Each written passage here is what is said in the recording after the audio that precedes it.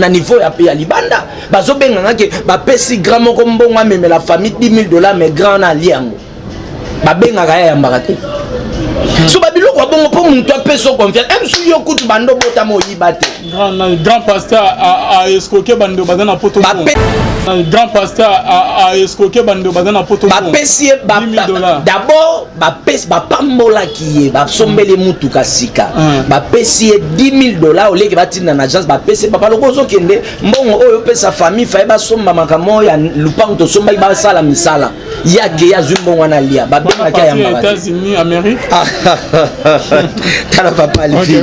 Comment on a dit que ça m'a bé pesa confiance na un serviteur de notre famille mais un serviteur de Dieu la Bible dit qu'un serviteur toko considérer Mosala Nzambe comme saint irréprochable c'est pour avoir des habits de confiance mais oh ça habit de confiance et ça cupidité. Lorsqu'un serviteur de Dieu a commis déjà kosala makambu na esprit ya mbongo ndo mone belé ba continue ba kisi et belé ba détruire makabo et belé ba kufi avant l'âge à cause de cupidité. Shalom, shalom, bien-aimés dans le Seigneur. C'est avec un grand plaisir et joie que nous nous retrouvons dans le cadre de cette émission Rien que la vérité qui vous est toujours présentée par votre humble serviteur Alvin Beya Mukwaya Mosali Tata, le serviteur du Père. Bonzambe, Nabonzambe, Lola, Ezo Fouta, bien-aimés dans le Seigneur. Rien que la vérité reçoit pour vous aujourd'hui le prophète général Freddy Kassongo bien-aimé qui n'est pas présenté. C'est avec lui que nous allons nous entretenir tout au long de notre émission. Bien que la vérité est Skabunzambe et qui t'a ranaloyembo namaloba pena misala. Un grand merci Nandronanga frère Papi Kongenda l'homme de Simangolo et festation na musala kitoko saina album moyo qui sera sauvé au Ezobima et calamité kuna na short fond pe na pasteur Fezamisi à la bouche autorisé de l'éternel nanga moisiri ke na filo moko ya motema bivence de mon à Londres pe na maman Gisèle Lukelo motema ya papa Emmanuel na Boston. Bonzambe na bonzambe lola ezo futa elongo na apôtre Fabrice Kiangata, l'homme du surnaturel, côté qu'on a en Allemagne, à l'église, en tout cas, Nzamba Lola Mona et Tonga Mobima, na l'église, oyo, pasteur, apôtre Fabrice Kiangata, azo dirigé, azo Kamba, Nzamba Lola Mona, ici, il y a bien, il y a un wana, il y a aucune prière, intercession, mabondeli, en tout cas, et pas Fabrice Kiangata, l'homme du surnaturel, depuis qu'on a na Allemagne, na maman, mami mbunga, motema papa, Blaise Mbunga. Bonzambe na bonzambe lola ezofuta simana to ya kolobaki nzamba boye to croyez wapi bien-aimé dans le Seigneur rien que la vérité lolo to kosolani ba mama solo ezala moi ebele bien-aimé et longo na invité nanga ya lelo bien-aimé dans le Seigneur ezana makamo ezolo ba makoto na kine tozo monango pe ke gimole ka depuis longo pa wale ça alekara na ba télévision kolobaki azolo ka délivrance baninga mususu bandimaki misu bandimaki était bien-aimé dans le Seigneur sango mususu epanzanya na kine après avoir kolongo pa wale ça peut koleka na ba différentes émission bien-aimé dans le Seigneur gimona moleka azongeli na ekisi.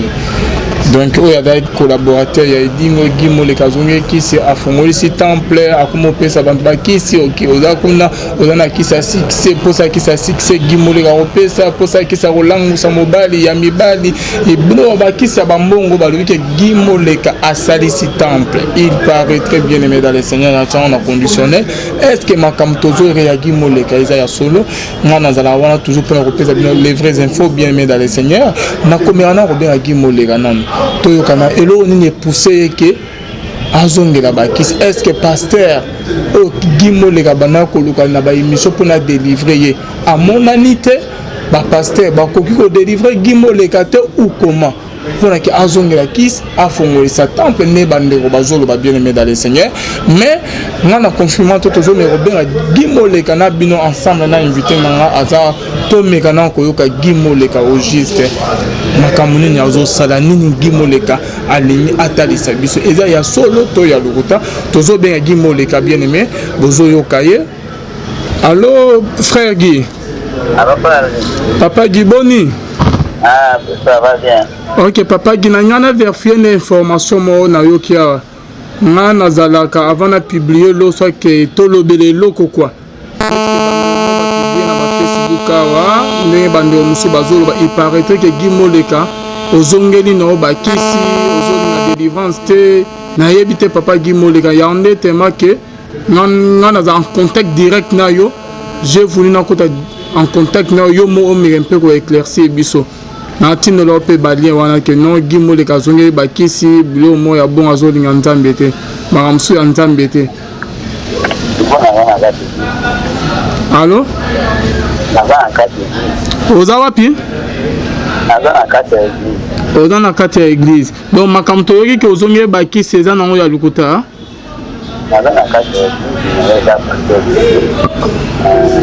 Ok, papa Guy. Comme ça, yo so aussi obimi na église, obengi ngai, donc tout ça bien, ok? D'accord. Allô? Allô, oui, d'accord. Ok. Ah, on a la carte d'église, pas placé d'église, ni? Je n'avais pas passé, je suis. Venu, il passe à numéro 14. Ah, je suis Lokamba. Lokamba, oui, n'avait pas passé. Ok. En tout cas, je sais Adam Moutounanga, tout ça, très bien. C'est un peu mboté, je crois, mais que Bandeko, Balani, so, bimé église au Benginga, par rapport à Ndenge Bandebalo, parce que non, Guy Adara na Kindo, Adara na Bakisi, Azo Sabavanti, Azo Ngene, Makamu, Ozongeli centre na yo, Fongoli centre na yo, comme au Pesa Bantu Bakisi, Ndengo Zalaki Nango, donc. C'est ça quoi, mais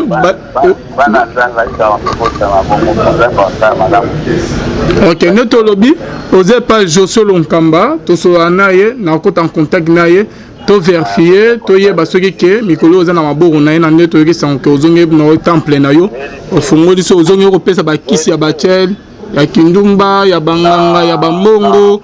Donc tout ça. Ok, merci beaucoup.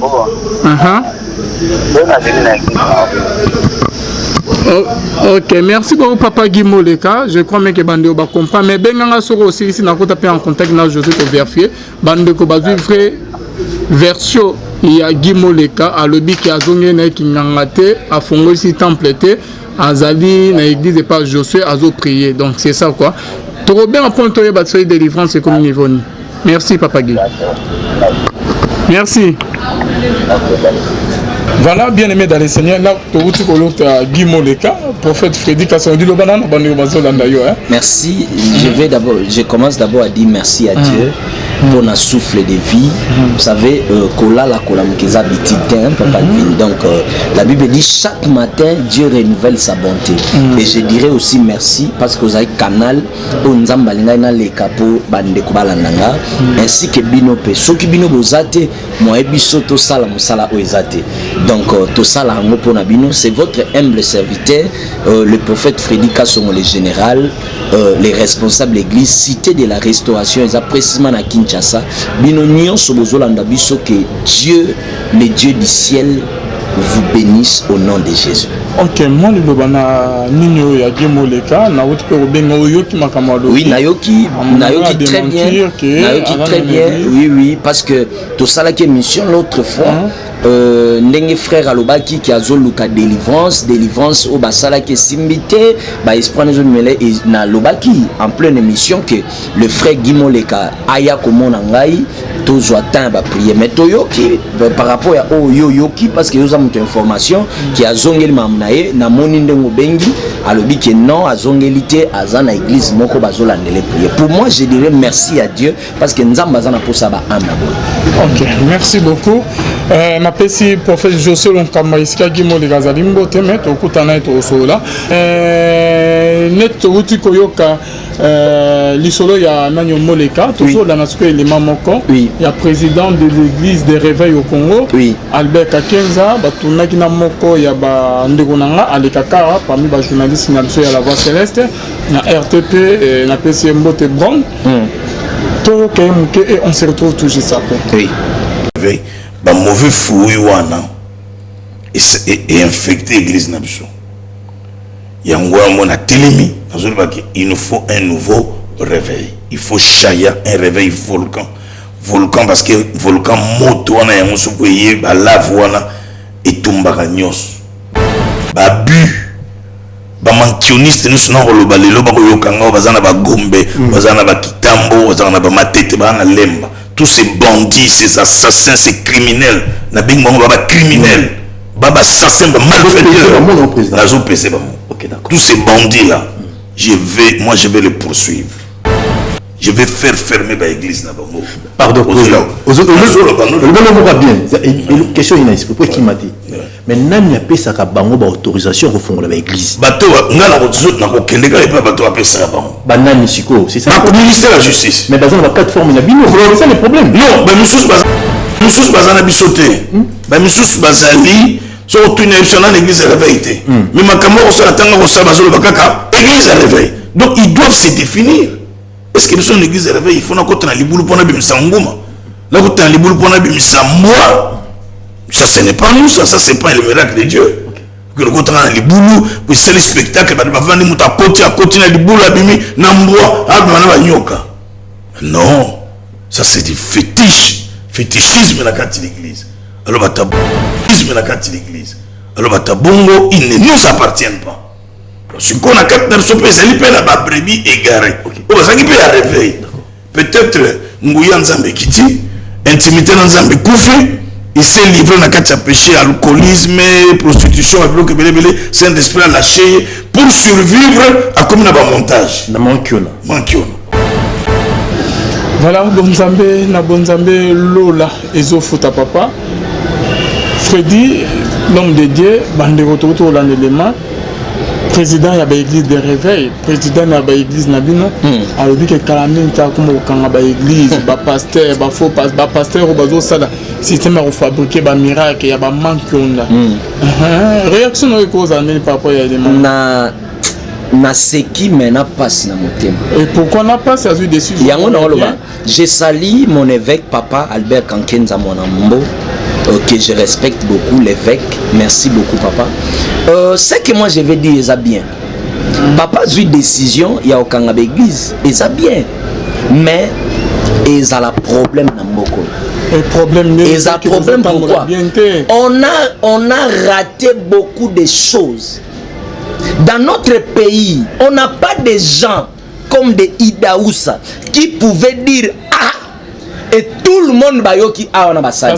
Merci beaucoup. Papa a eu décision. Ils a bien na betele ma beaucoup. Mais pas na nzambe. Décision na ezapona ba biso ba eloko te. To ezapona ba niveau nyonso. Je ne pense pas que aujourd'hui ce qui papa Mutombo Léopold a sali mabe évêque a suspendre église nae assiste pas bakangi yango. Tu es sûr papa? Toloba makamte na sentiment parce que eza vie ya bana nzambe déjà en danger. Décision na c'est pour nous. Ba oyo toza eloko te to eza pona batu nyonso. Est-ce que aujourd'hui décision papa zui aozala capable ya kokanga ba église ya papa Léopold aoz église aozala makasi ya kokanga église ya papa Mukuna. Aozana makasi ya okanga église ya maman Olang. Aozana makasi ya okanga église cité Bethel. Aozana makasi ya okanga, tu vois hein? Décision na ezaka kapona biso bato net ba biso eloko te do eza pona bato nyonso. Est-ce que akozala capable pe ya kokomisa eloko wana? C'est ça ma question. Ton masquer ma kamute, mais il faut te la vérité parce que bana nzambe ba comprendre. Yaya, lelo papa a eu décision, ya obando kanga l'église. Mais soy totali bien. Et ça la majorité peut-être ya ba grand, nde ba commissaire église place église eza lelo. Ah bon? Oui. Nande oh, papa, mais je vous dis, je suis pas un donneur de leçons, mais moi je suis un intellectuel. Je sers Dieu depuis à l'âge de 7 ans jusqu'à aujourd'hui. Je sers Dieu. Je suis quand même quelqu'un que Dieu utilise, un prophète. Analyser ma cam. Si aujourd'hui l'église se retrouve dans la place où ils lelo, ils ont mis tout, même tout va détruire. Ce qui mis tout en ezara ma pété, mais ma cambo lelo est quotidien. Lelo après avoir détruit, nous devons prendre décision que ceux qui est-ce que décision là et qu'on ne pas na bango na nous mitou te quoi ya mbala moko pas na biso ba autorisé le côté. Vraiment. Parce que moi je ne pense pas que ba mitouana na kati na bango ezana mon côté à sala mabe. Il y a des na mitouana il y a des gens au ba divorcer, il y a des gens ba sali ba deka, il y a des gens ba escroquer batu. Il y a des gens ba sali ba mabebele. Décision na ebandika siko pourquoi banda kalawane ezalaka te.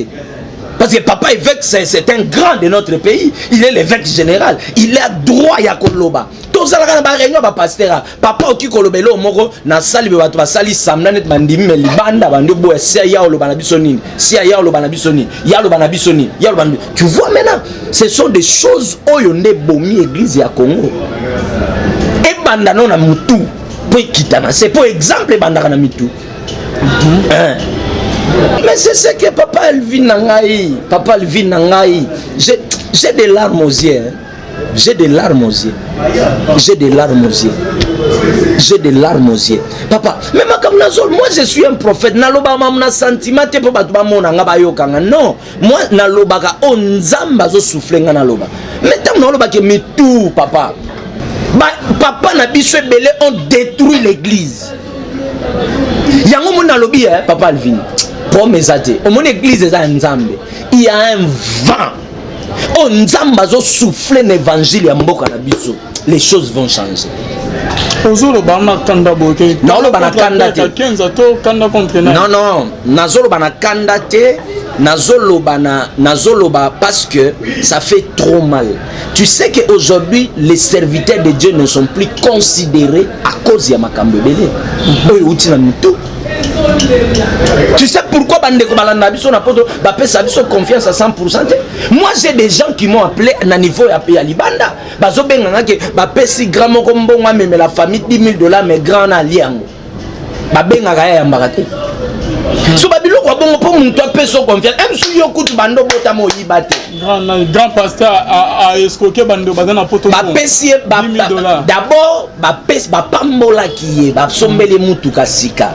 Ba pesi $10,000 oleke batina na agence ba pesi papa lokozo kende mbongo oyo pesa famille fa ba somba makamo ya lupango to somba ba sala misala. Yake ya zumbongo na lia ba benga kaya mbaba. États-Unis, Amérique. Tala papa Alvin. Comment on a non, je ne peux pas donner. Excusez-moi, je ne peux pas donner les noms. Moi qui a défini dans le bic Amérique.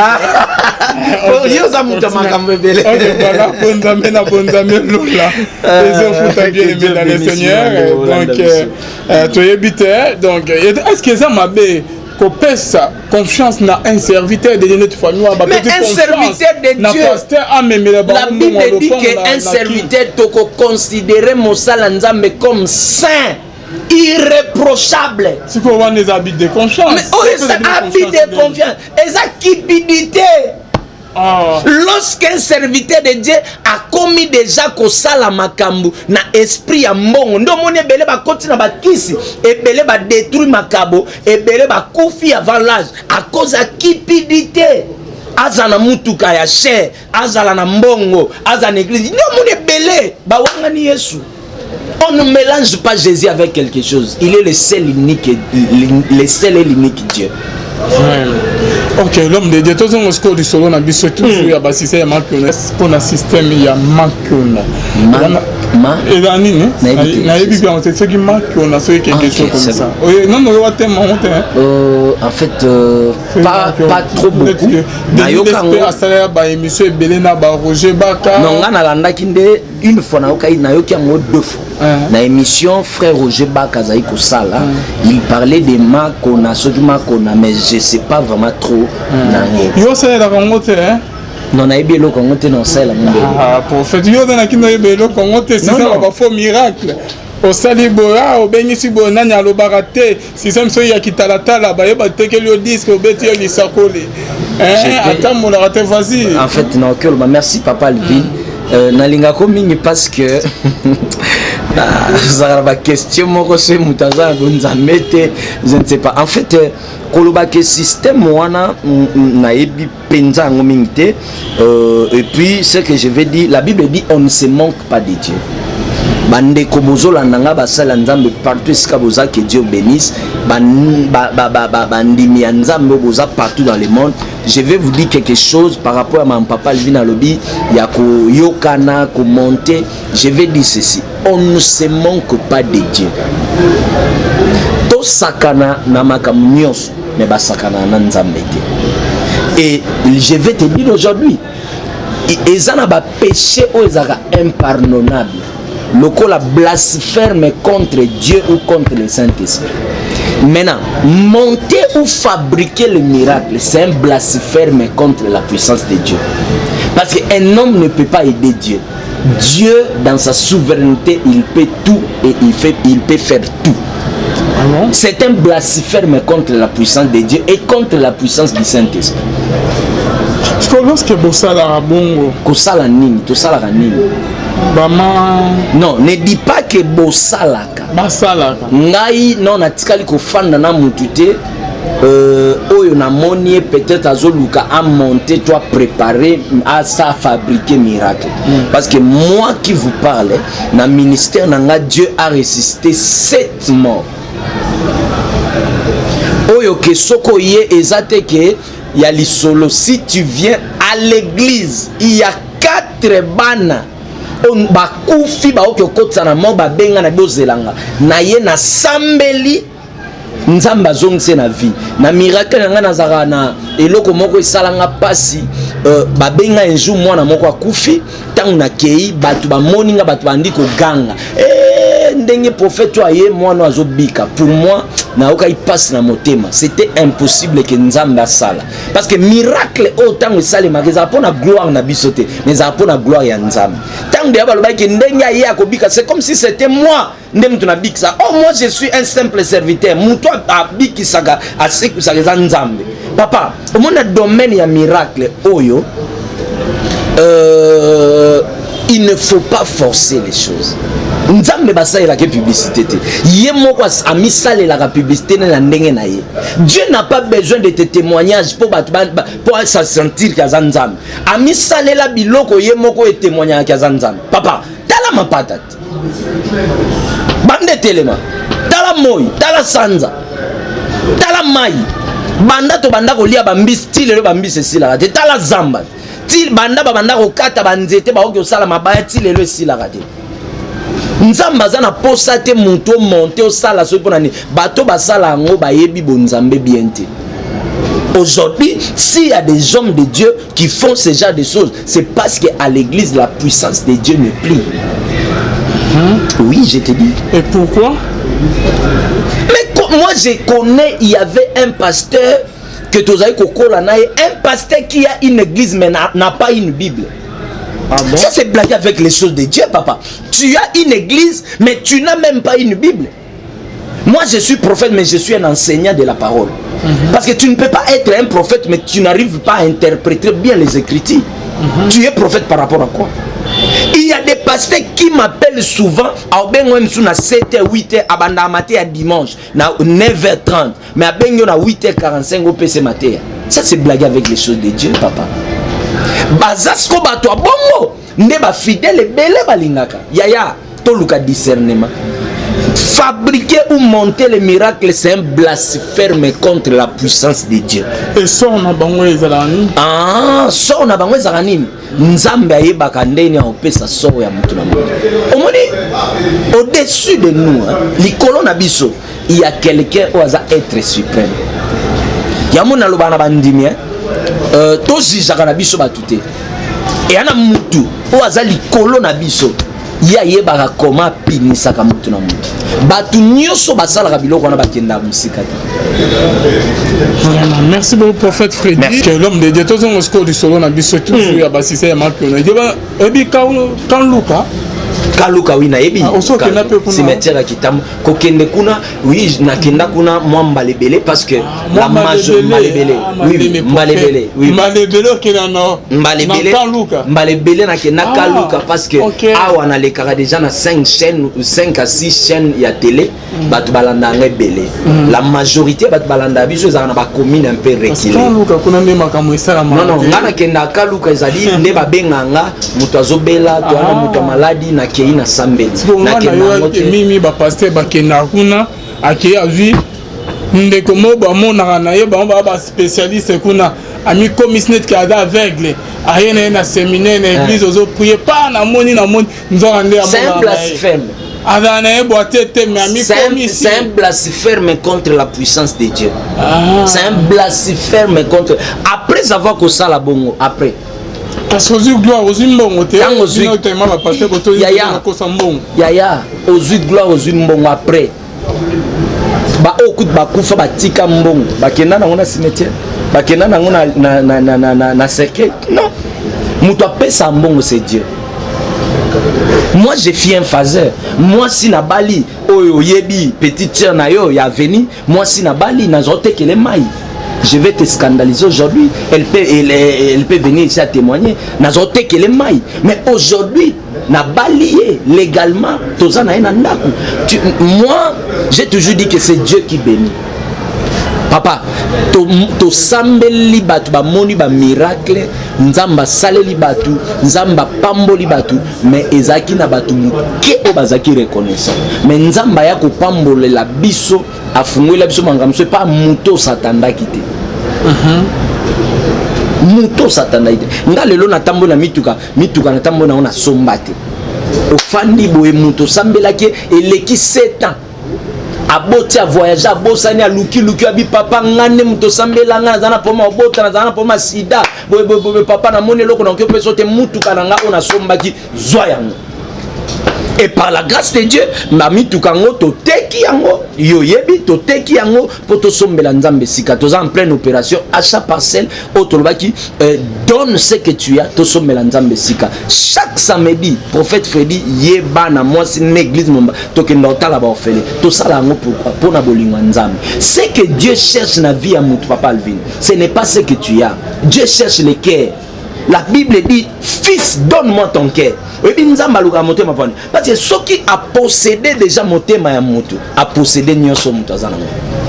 Moi, si à qui jamais que possédé Pochi à Mobile, ceux qui a possédé non mon thème. Ce que Dieu cherche, ce n'est pas ce que nous avons. Et ça, ce que Dieu cherche, c'est le cœur. Maman, tu dois te repentir, tu dois abandonner le péché, tu dois éviter des saletés qui te séparent avec Dieu. La Bible dit que la main de l'Éternel n'est pas courte pour sauver, ni son oreille dure pour entendre. Mais ce sont nos péchés qui nous séparent avec Dieu.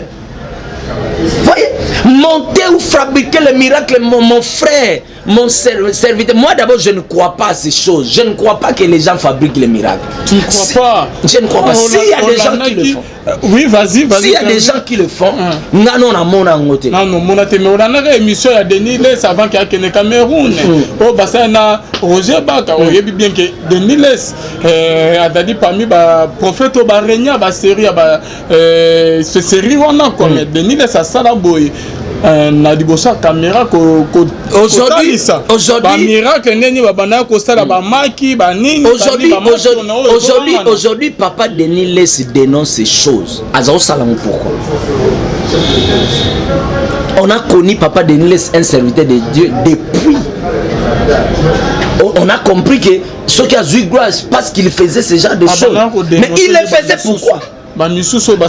Il y a des gens au bazo kosana kombo nzambe yaya c'est qu'un homme aura sémé il est moissonnera. Apôtre Paul azol babi nazo banga de père que après avoir prêché batu mususu ngana zala pont au bat baleka iponga na koya papa bakosaka na kombo nzambe te maman si j'ai besoin de quelque chose na osenga papa Alvin papa pesanga nana nzala bana basombata miliki mais na oya okosa te papa Alvin na kombo nzambe po pesanga ce n'est pas bien. C'est qu'un homme aura sémé il est mentionnaire. Tu vois les péchés que tu es en train de faire aujourd'hui et quoi atteindre même après 20 ans.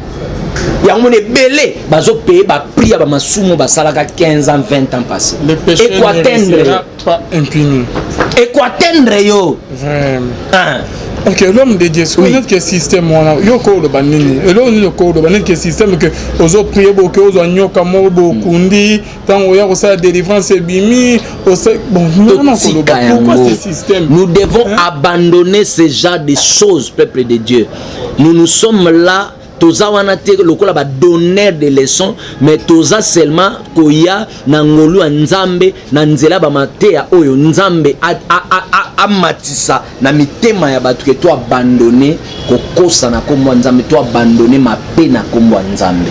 Voyez, nzamba za capable ya osala nyonso basala nzambe loko ezoboma bango vie de prière ezali soute.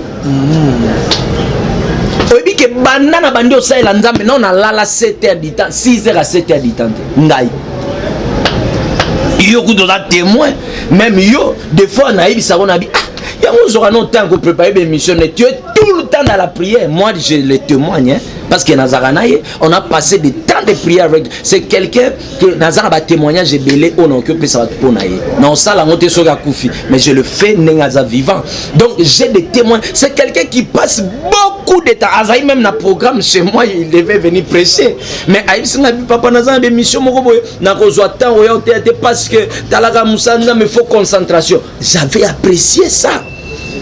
Il y a des serviteurs de Dieu qui ne prient pas. Il y a des serviteurs de Dieu qui ne craignent pas Dieu. Il y a des serviteurs de Dieu qui prennent des alcools. Il y a des serviteurs de Dieu qui ne marchent pas bien. Il y a des serviteurs de Dieu qui font des choses na coucou. Yaya onyo soto sala na coucou nzamba za na makoki abimisango mpasi. Oui. Merci beaucoup l'homme de Dieu, prophète Frédérica, c'est bande obazo la nabiso de partout. Bible dit que voici les miracles qui accompagnent ceux qui ont cru à mon nom. Oui. Ce qu'on a ébatté, yo pasteur, prophète, comme osaba makamo, on y nzambe to on y nzambe. Parce que nguya nzambe za lisute. Muto comme forcer makambu, soki donc ezana moni ezalo ko la muto forcer makambu. Dans monique eloko ezai ko soutenir ezai souster. Muto katani na source a comme ko forcer makambu. Pourquoi? Pour source ezai sous connecté na source. Dans tous les domaines de la vie papa Alvin Dieu a posé des principes. Pourquoi balobaka que un joueur aza muto que bimakate na basi aza muto que mela alcool mingité eza ko affaiblir. C'est comme ça aussi na domaine de spiritualité eza na ba principe onzambe ya na ba interdit. Voilà, pour nous le ba interdit. Au mona nganga ba ebise aliaka muto Thomson te. Au mona nganga ba ebise abimaka na monso aza en règle te. Au mona nganga ba ebise aliaka miku ato ya nyamate. Aliaka biloko olala te. Ce sont des interdits. C'est comme ça aussi dans le domaine spirituel, il y a des interdits. Dans ce simi ba interdit, Dieu te frappe directement. Mais ce aussi, bien qu'il est là en colère, lorsque tu ne respectes pas les principes, aux simba interdit, pour le moment, au monde on dirait le côté salemi. Mais il est malé parce qu'il est là en colère. Et l'on malé. Et là on dirait frère. Et y en a battu Marie, na Joseph, ba otamwana Jésus hein. Yesu ça tikala ki bango oye bati bango okende kaka. Ba se retrouve oh. Donc il y en a battu Yesu ça tikala bango. Vraiment. Les solonnes que y a Saoul. Saoul a longwa. Yesu ça pour ça. Atikali ouin. Ba lobi que Atikali na trône. C'est retiré de lui. Mais onction Tikali. Oh, je vais te scandaliser. Ouais. Tu sais que tu peux avoir la puissance de Dieu. Mais lorsque tu n'as pas la présence de Dieu, puissance de Dieu, onction est comme un poison et détruire. Vraiment. C'est pour cela que j'ai toujours dit que la manifestation des miracles n'est pas le signe que tu as avec Dieu. Dieu parfois ça la makamususu pour kombone koyate outino ko lango to sabuzobo yo sambeli muto malade ya biki yo monike yo OK yeso sala mpona onera kombone. Vraiment. Oui. Vous comprenez? La puissance de Dieu ou l'onction de Dieu sans la présence de Dieu, cette onction ou cette puissance est comme un poison et détruire. Parce qu'on est pour battre la présence de Dieu. Pour battre la présence de Dieu, tu dois marcher dans la sanctification, dans la crainte de Dieu. Il y a la Bible mais tu sali miracle na kombo na yo. Tu sali mais je sais ça on a binoté. Donc, effet de faire le miracle n'est pas dit que tu es avec Dieu. Vraiment. Et ça va te souiller sur ça, tika bango, à se détacher. Je connais ton amour, tes sacrifices. Mais ce que j'ai contre toi. Toi, tu es un pied dehors, un pied dedans. Ton premier amour. Ton premier amour. Il y a des serviteurs de Dieu qui abandonnent premier amour. Au moment où tu me souviens, Azoke mangenge mingi, abanga nzambe, mais banda azomwa jeep, akomoza moi sand. Ah, il y a des gens. Pour là-bas, qu'est-ce que vous courez mieux? Il y a un moment où Bible Dieu s'est repenti d'avoir créé l'homme. Il il s'est repenti. Nzamba regretta nenga salamutu. Le cœur de l'homme est mauvais parce que Adam na Ève bakina ko timba interdit. Interdit, c'est que Dieu interdit. On ne touche pas. Vraiment. On ne touche pas aux interdits. Yango moni ba te belé, perdre makam onzambi. Yango moni naloba kelo monabi, lorsque Dieu vous bénit, ne change pas les qualités ou le profil qui avait poussé Dieu de vous bénir. Et ça va te belé ba changer ba qualité na ba profil ou poussa ka nzamba pambola ba ndo moni nzamba kata. Vraiment. On a connu des grands serviteurs de Dieu dans ce pays. On a 400 000 dollars dans le sac. Mais à Koufa, à Tika, à ta cantine, dans l'église Tika. On ne mélange pas Jésus, on ne mélange pas Dieu, on ne fabrique pas le miracle au nom de Dieu. Au nom de Dieu, c'est la haute trahison. Bandeko basé au Landayo, va se retrouver dans Bakawana. Au moment où je parlais, peut-être tu peux avoir un problème, l'enfant. Abotama na malformation qui zengi, on a un problème aux olananga ya sida, on a un problème aux olananga ya cancer, on a un problème aux olananga tant mususu ya banere ya mutu, problème AVC, on a un problème au comprenagate moi na bela liboma, moi na nini, on a un problème ba délaissa, ba serviteur ba ya, au pesa ba mbongo me ba sala ilo côté. Laisse-moi te dire que l'église que Dieu nous a établi comme serviteur, comme on a dit, centre de miracles, cité de la restauration. Centre de miracles, cité de la restauration. Nabandeli, centre de miracles, cité de la restauration. Nous avons une mission au travers de nous que Dieu puisse restaurer les gens. Donc batu oyo bazo ba déception ba abandonna bango batu oyo peut-être ba pesa ba mona ba vanti. Dieu maintenant te met dans notre chemin parce qu'il a pour ça à restaurer. Dieu veut te consoler, Dieu veut te restaurer. Tu sais, restaurer veut dire remettre les choses à l'état initial. Dieu veut te restaurer. C'est ça notre mission, c'est la restauration. Merci beaucoup l'homme de Dieu. Osko va se déranger. Oui. Parce que ma kamutato a lobi na poko lelo. Et tanika ngai. Et là on y bakolo baba o bakina déjà aussi mana ba interdit. Oui. Et là on y ko lo bana. La Bible dit revenez à moi et je reviendrai en vous. Lorsque quelqu'un reconnaît, il se repentir.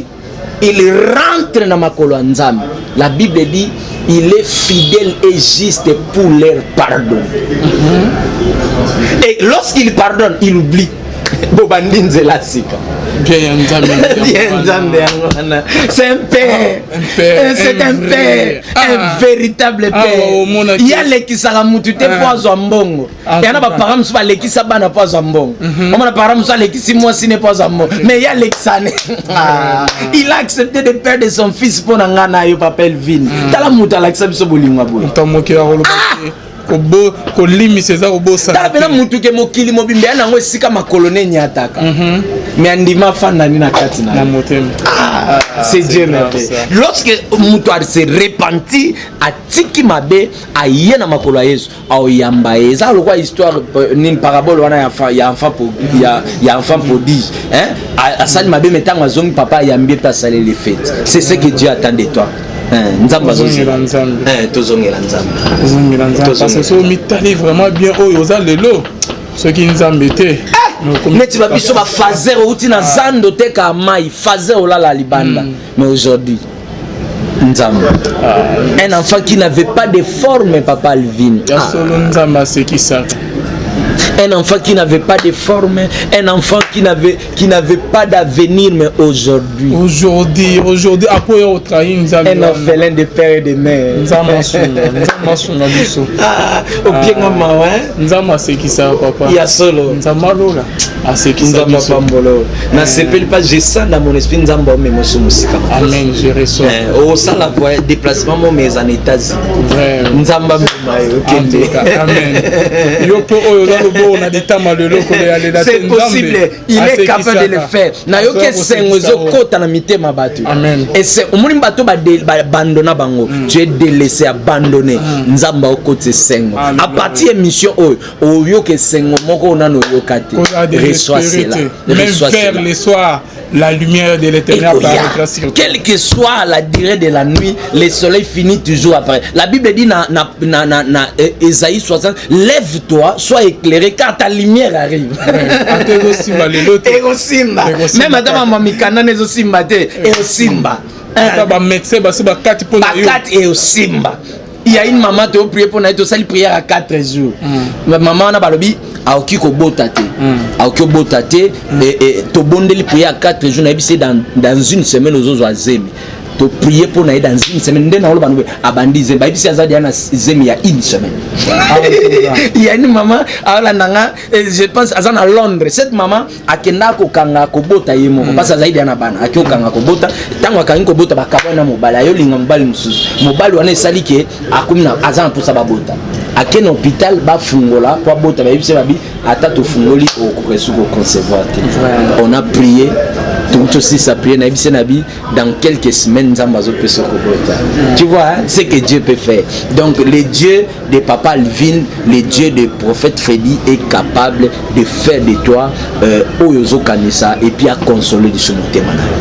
Ya moni papa Alvin Nzambe to sambela kami mpona nzamba mema elisusu ba émission bo fezala yazala kaka hein pour nzamba consoler net émission le lunde nzamba consoler mitema na do mona kuti lisolo mona Bible et na Marie Marie soko tangi na Bible au moins qu'avant Marie azwa lisolo Gabriel abimelaye Gabriel on abimela déjà Elisabeth Zacharie lui qui était un serviteur abango que le nyanzambi ils avaient un problème, lui et sa femme, et Zacharie a eu la réponse. La temple n'a pas. Oui. Parce que même en jouant à Balobi, que 6 mois après, avec la Marie, Marie a eu une signification comme on a eu la négénine. Ange abimé lié. Miracle, na bénédiction, na yo pambo, na yo Amen. Et banderoye banate suka pe ye banate ko sala bizarre donc tika ete nzamalo la kota de l'homme de Dieu maloba ya suka na maloba suka ezali Jésus est capable ya kosala. La Bible lobi vous tous qui êtes chargés fatigués venez à moi je vous donnerai du repos. Ouvre seulement ton cœur, reçois Jésus. C'est votre humble serviteur le prophète Félix Kasongo que Dieu vous a envoyé. Nous tous aba humains makambo zangaraté mais nous sommes là pour vous. Autant contact nabiso, Jésus est Seigneur, Jésus est Sauveur, Jésus est l'unique Dieu, il est capable de tout. Totika ko forcer makam, totika ko monter makam, totika ko sala makam ya pamba oyo ko fouter logoté. O kozwa gloire bien, gloire oyo zo mona gloire ya gloire te. Bénédiction zo mona ya bénédiction te. Eza l'odeur ya bénédiction. Vraie gloire, vraie bénédiction, oyo amenaka chagrin te et amenaka problème te, c'est seulement gloire aux autres panzam. C'est votre humble serviteur. Bandeko bana posa ba en contact na biso, nous sommes là. Si je ne sais pas si je peux donner le numéro. Donc nous sommes là. Sokolingo mon abisso numéro nabisso ezali plus 243 comment plus 243 81 76 62 855 plus 243 81 76 62 855 plus 243 81 76 62 855 soko bengi biso ozwa biso na numéro oyo soko bengi ozwa biso soko luki biso na WhatsApp ozwa biso. Donc nous sommes là pour vous, que les dieux du ciel vous bénissent. Nzambe apesa bino ogozo luka consoler bino mais to bosanate cherchez premièrement le royaume des cieux. Yangonde zamutuya parce que tout est vanité. Nzamba pambola bino, c'est votre humble serviteur de Dieu. Nzamba pambola pe papa Alvin pour na opportunité oyo Nanzela Nzamba Alexis Bisso qui peut-être yo ou atteindre Bisso. Vraiment Nzambe apambula baxelo mikolo. Et allons la ta deuxième pas nga baxela. Tu es un prophète. Voilà, tout est vanité de vanité. De Moussa Nzamba lobi tout le toujours. Iboso bokonzi Nzambe comme personne. En tout cas, Bonzambe na Bonzambe lola ezofuta. Marie Moro to le bien na poko ale. Marie Moko Nzamba osalela yo. Voyez grâce à Nzamba serviteur de Dieu nyonso ya monde entier. Je vous aime beaucoup. Je suis de cœur avec vous. Que Dieu bénisse. Nous prêchons seulement Jésus. Bonzambe na Bonzambe lola ezofuta Nzamba boto kwaye. Lisusu wapi quelque soit bisiko ozali famille ozaleli soki ngolwa Nzambe elokalizo yo okokoma itina maboko Nzambe nde sima tolobi Nzamba lola azofuta biso. Amen.